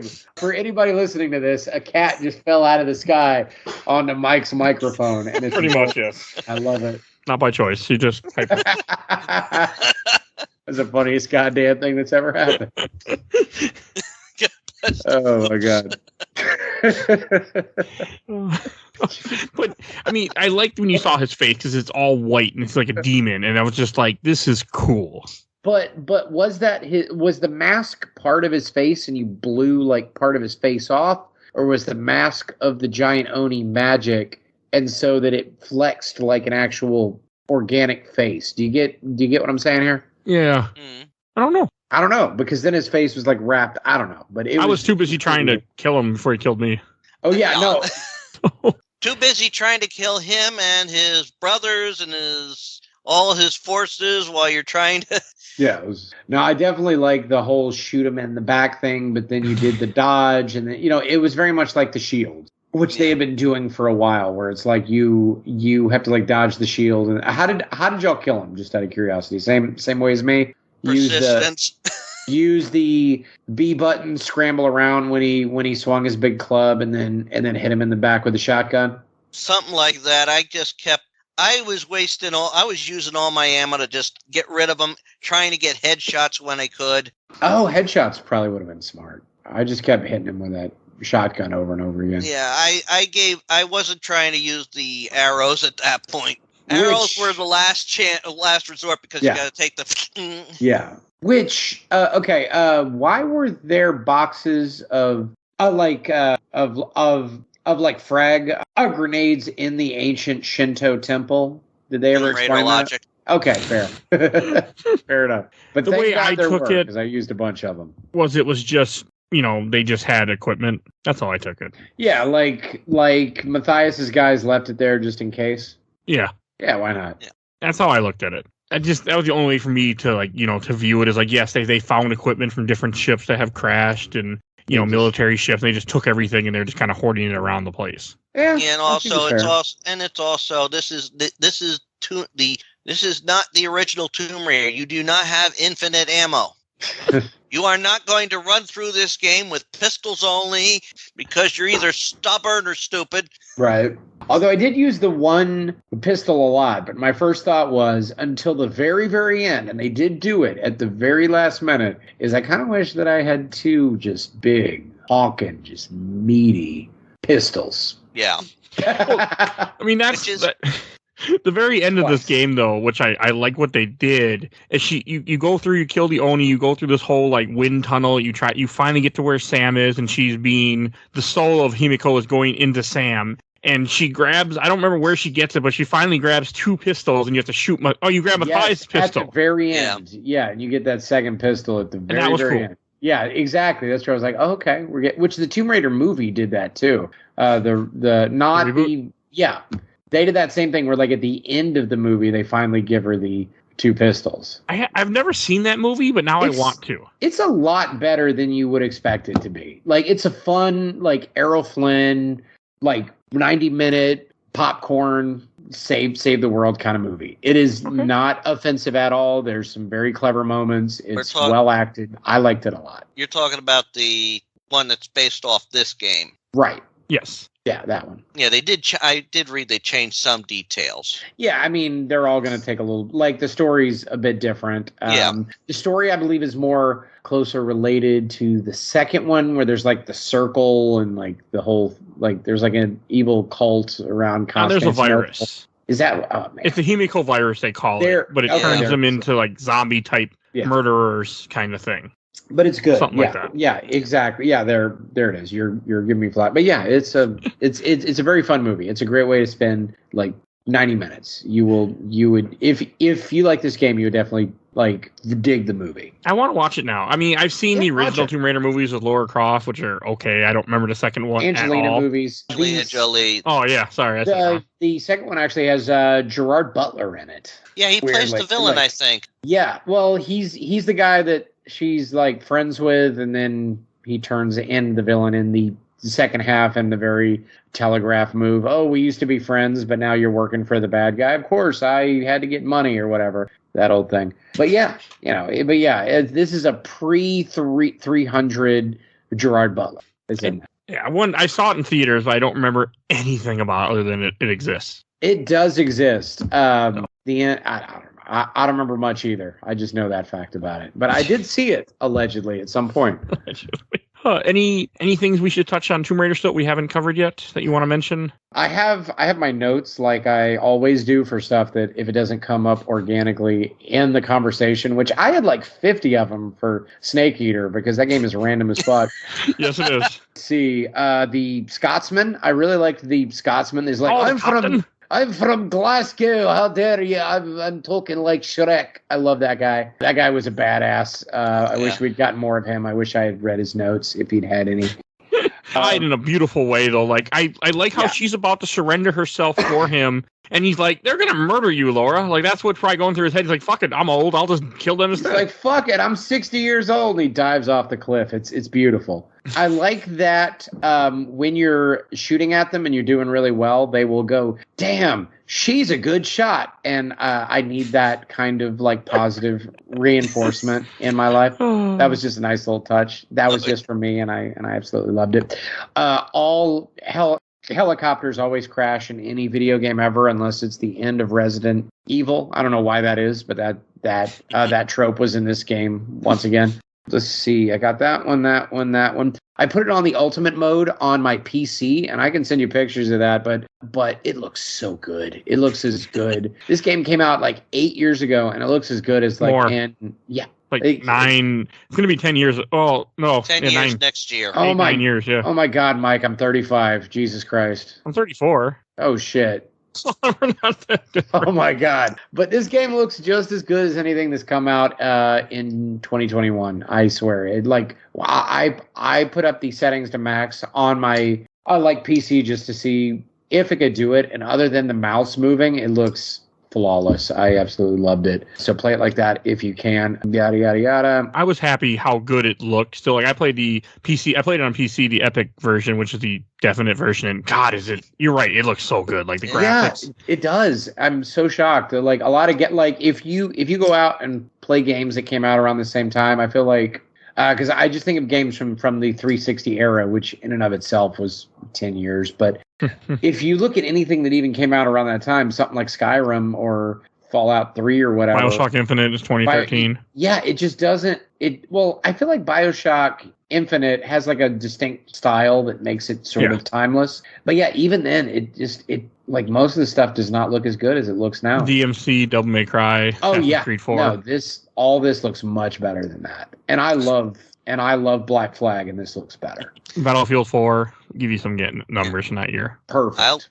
This looks way better. I enjoyed the intricacies of this game. I mean, it was such a beautiful location, regardless of what's going on around you. There is some beauty to it.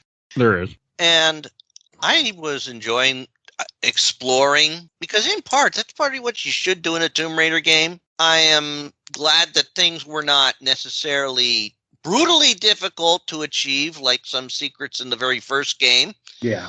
I did enjoy the lore, and I was actually surprised when because I was trying to get everything I could while I could get it in an area. Yeah, the cat's in the box there. I was like, what do I hear this noise? And I'm looking around and all of a sudden, like, God damn it. I was watching the cat. But I love the GPS locations, and I like who the hell put these here? Yeah, is there like a story to that? As you find them, they do, and I don't know if this was added after the fact, but from what I can tell, finding the GPS caches allows you to get a message. Mm-hmm. Apparently, someone had heard about what was going on the island. Somebody that works, somebody a part of some sort of Trinity, and they were sent to, quote, wipe out the problem. And then it's like the later message is like, we can't do it. We can't do it right now. We don't know what's going on, and I can't get the hell off of here, even if I was successful. Okay. The Trinity, that's something that plays in the later games, correct? I'm assuming? Yes. Okay. Yeah, Trinity comes up a lot more, and Trinity's in the movie as well. Okay. Yeah. And I can't wait to play more of this series. Yeah, no, you're definitely going to like I definitely distinctly remember liking Rise better than this game, and I really like this game. Have you played Shadow? I have not played Shadow. I could now because I just didn't have a system or a like PC that could do it, and now I do. So I could definitely go back and play it. I just haven't made the time yet. Oh, you can wait. We'll be doing it late this year, next year. I kind of have a feeling we're, not to spoil the magic of games my mom found, but I have a feeling I'll be doing Dead Space around Halloween. What? Dead Space 3.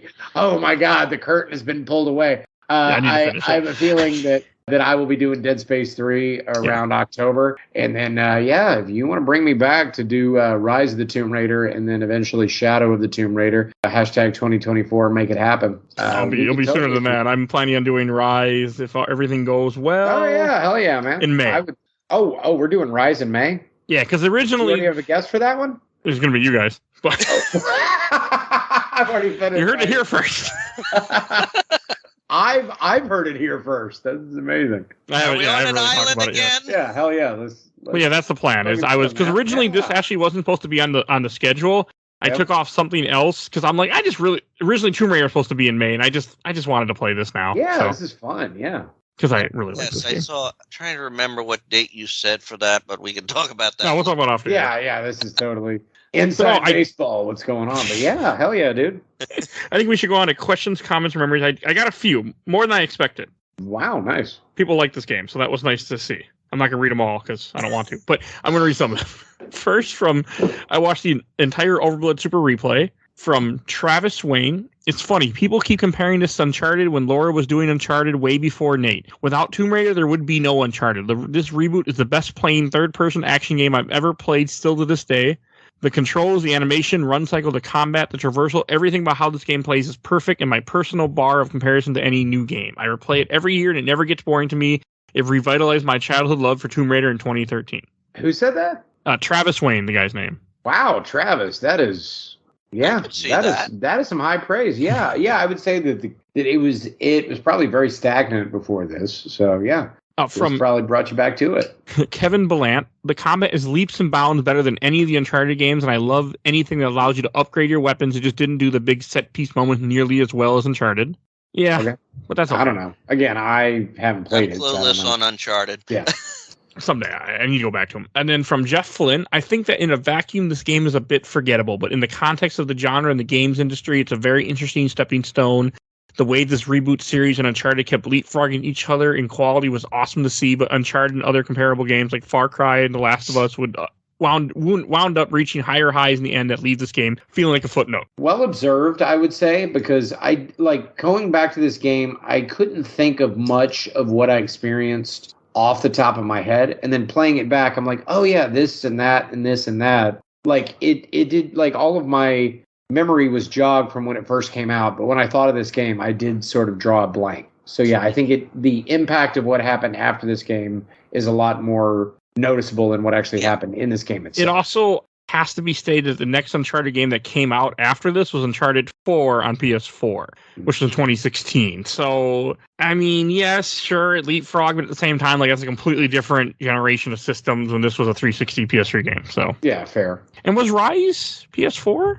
I know it was Xbox One, and I didn't have an Xbox One. Okay, so it probably was next gen then. There was a dark age for Shadow. Like I know Rise of the Tomb Raider was, but it was like right at the very end. Because it was on both of them, and I only had a 360. I still only have a 360. Oh yeah, it's on 361, PlayStation 4. Okay, so that's But then Shadow was only on Xbox One, which I still have never bought. There was like a dark age when I was really, really broke, and I had a laptop that was like less powerful than my phone. That I played like FTL and like Dungeon Keeper on for like 3 years, and then I finally got the PC that I have now and the Switch. So there's about 5 years of just dark age where I did not play anything. Plus, what emulation is perfect for too when you miss stuff.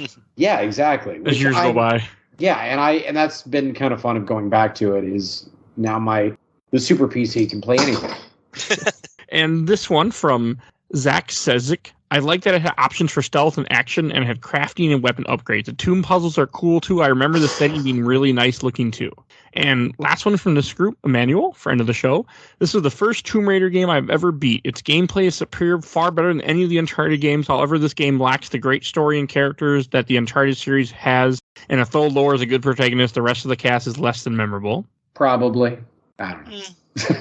I couldn't say. I know they are. I know that nobody stood out except for Lara and Sam. They're friends. I don't know why. And then old guy, and then awesome Scottish guy, and then dweeb, who's also a douchebag that gets murdered.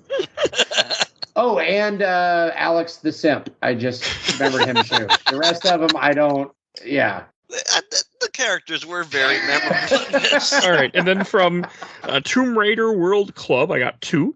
First one, I have to translate. I liked it a lot, but I prefer the atmosphere of the first ones. I love Laura from the beginning, from Christopher Kiefer. And from Andy Burnside, I recently started Rise in the middle where I left off. Man, I'm having a blast with it again. Great games. I thought I wouldn't like them because I was such a fan of the old series, but I really like what they did with them, and plus they are the best looking games on my TV. Okay.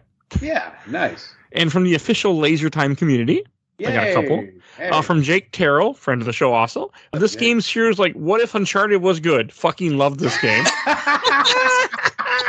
Uncharted is good, Jake. If you're listening to this, you're wrong, but it's funny. Shots fired. From Luke Beatty. What a coincidence. I've been replaying the game on PC over the last few days or so. They definitely did some good future-proofing with this one because it looks great at 4K. I decided to play it after going through all the Uncharted games recently, and I still find it interesting how much the two series influence each other back and forth throughout the years. I will say one thing.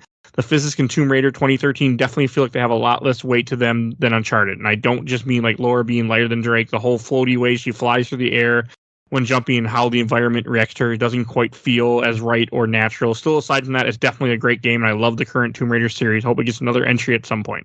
Okay. And from Chris Dobson, I got this game for an absurdly cheap price on a Steam sale in 2014 after building a desktop, and remember it looking great and being a lot of fun. Although I enjoyed the platforming a lot more than the combat.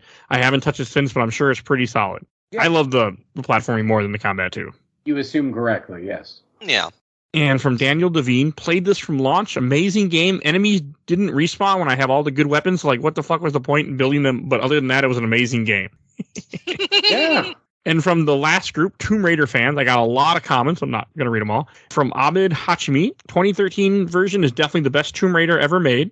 I can't argue because I haven't played the other ones yet. From Gassin Koba, amazing reboot.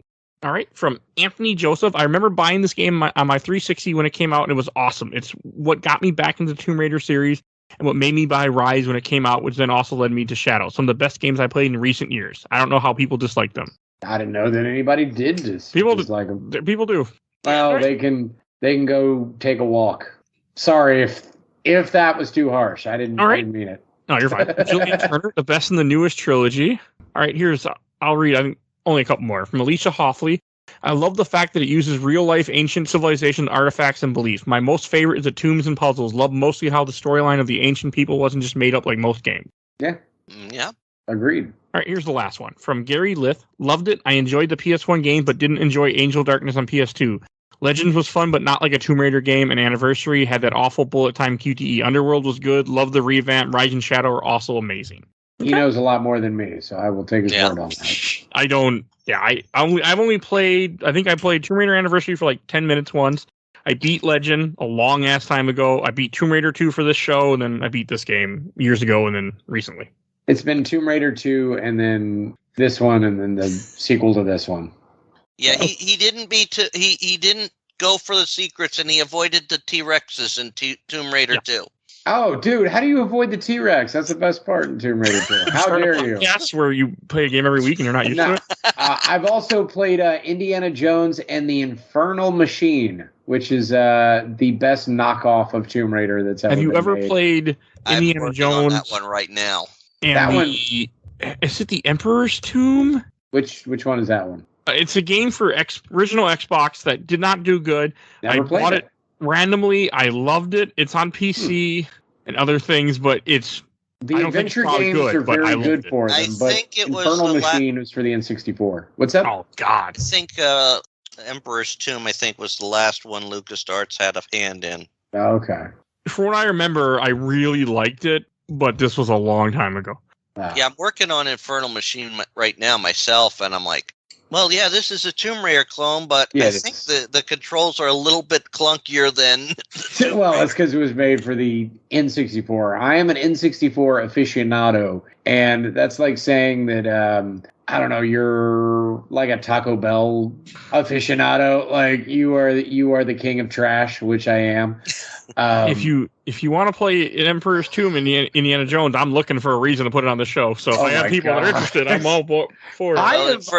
I have put in so many weird suggestions for things to do. If you want to play a hunting game, we could do like 4 of them and just knock them out. We could play Buck Hunter. You just have to go to your nearest barcade and spend about $85. I'm good. Hey, I do spend a lot of money in an arcade game. Every month I play Halo Fireteam Raven, and I spend like $20 on it because my son, he loves sitting down, so when I visit him, we always sit and play it. So that I will play. Okay, fair. Because he just really likes it. We'll just sit there and he'll just shoot aliens with me. Oh. I think I did that with a Jurassic Park game. I think it's a very similar kind of thing. Yeah, it's the same thing. Jurassic Park one's hard. Oh yeah, that's fun. They have it at the same place, the mall I go to. I just always play the Halo one now because I like it. Nice. And it's simple. But all right, let's go to Shelf Stacker Box. And Richard, why don't you go first? Well, this is the first time I ever played the game. Which I'm surprised. Well, when this game came out, the only system I had that would have been possible to play it was a computer, and it was one of those it wasn't made for gaming. I mean, I still remember trying to play Aliens vs. Predator 2010 on it, and I was like... It just didn't load up. Yeah, just slow. I mean, first 30 seconds of the game took about 10 minutes to play out. I can understand that. I've done that before. But, yeah, I mean, I've been playing Tomb Raider games for a while. I did 2 for the show. Well, I was doing 2, and I rushed to finish 2 for on the show. played through 3. I'm working through not Angel of Darkness. I haven't reached that one yet. The Last Revelation. I'm getting close to finishing that one, but I was also of that school that, you know, those original games were the Tomb Raider games, the original legacy. Right. And when I got this free off Epic, because I got, you know, even some of the people who would watch older people, you know, the older games, I was actually they said it is a good game. I was surprised at how much fun it was, how addictive. I mean, I can either play with a walkthrough or without, and I did this one pretty much without a walkthrough for the main part. I only had to look up a few things to try and find certain items. I loved the collectibles. I loved the lore. The only thing I didn't necessarily enjoy was these quick time-like sections where you have to avoid getting hit or anything like that. Yeah. Yeah. It's that era. Yeah. I mean, overall, I enjoyed the game. It was a great story. I love that it builds into this timeline with the other games. And I have not necessarily played a game on the computer as casual as this one for a while. So anytime I play a new game, I'm doing it on my YouTube channel or an old game. So it was fun playing this through, and I enjoyed it. I'm definitely putting it on the shelf. Okay. I mean, I'm not putting it on a pedestal like I would do with Eternal Darkness. That is a good game, but you can never play anymore because it will never be re-released. Yeah. What about you, Cody? Okay, so it's been a minute. So Shelf is like I'm displaying this game for everyone. Shelf, to see. you really like it. Stack, Box, it's in the middle. Box, you didn't like it. Yeah. So I think this will be the first game that I've played for this show that it's going to be Stack. It's not a box. It's not a box because that's I very rarely find the negative, like full negative in anything. I can usually be very like optimistic even for the most trash of games, which this is not. What about Fire Ants? Can you be optimistic about Fire Ants? Oh, you know what? Fire Ants. If you ever need to strip a skull, like let's say you find a really cool squirrel head and you need to get the meat and like the brains and the eyeballs off of it, and you don't want to boil it, what you do is you just put that squirrel on a fire ant bed. And I mean, they will strip that thing clean in about 4 or 5 days. Just make sure to stake it down, or else like a possum will all like drag it away. But you will have a fresh squirrel skull that is ripe for being put up on your mantle or in your child's bedroom because they love squirrel skulls. And so fire ants provide a valuable resource, if nothing, just for that. So I am a very optimistic person. But to me, Shelf is like, oh my God, this is like one of the best ever. Like when we played Alice, I said, I want to buy the poster for this game. God, I need to do the second one someday. Oh yeah, dude, I am down. I am down for playing some more Alice. But this game is Stack. It's not bad at all. I really love playing it. I didn't remember much about it coming back to it. And honestly, a week or two from now, I'm probably not going to remember much about it other than I just had a really fun time with it. I'm not going to recall any of the characters. I'm not going to remember many of the set pieces other than I was climbing up the really high thing and then some rocks fell and I almost died, but I didn't.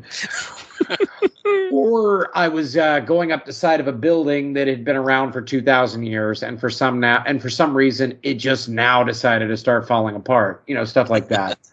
But really, it was a very fun game, and I absolutely loved it. But I feel like it walked so that a bunch of games after it could run. And I feel like when we, if I'm on the sequel, I feel like that's going to be, then I feel like that's going to be more of a Shelf. If my memories, because I can distinctly remember things about the sequel that I couldn't really do for the game. Okay.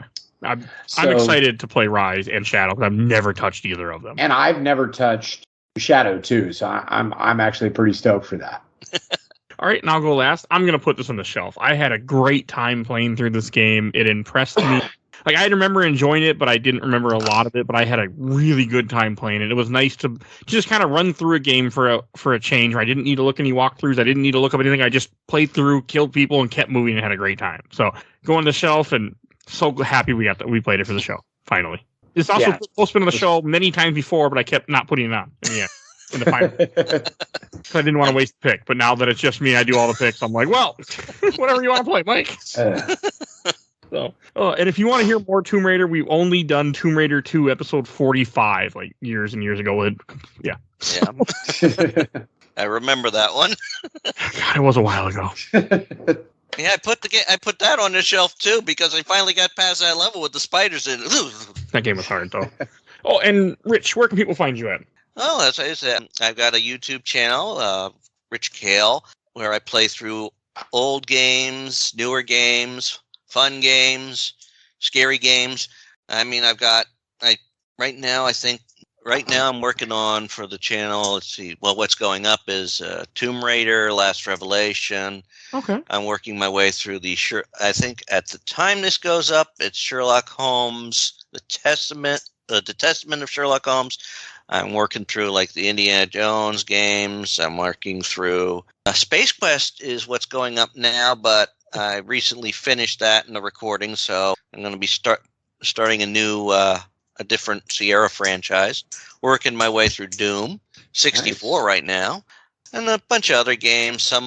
And I've been reading some of my old fics and putting them up on the channel as well with some newer ones. I worked my way through some of the fighting games too right now. I think right now going up is Injustice 2, the story mode. Oh, nice. Nice. Yeah. I plan to eventually, once I get through all the quote fighting games I have, the story modes, I'm going to start doing the ladders so we can see all the endings there. Okay, and Cody, where can people find you at?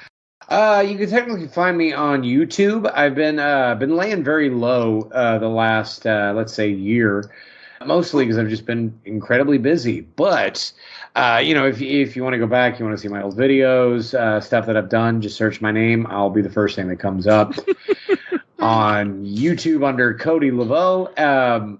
Other than that, big announcement. I just recently discovered this is going to be a Games My Mom Found exclusive. So I hope you guys are ready for this. Okay, this is a big deal. I mean, you guys laugh. This is the official announcement that I will be running for governor of Kansas.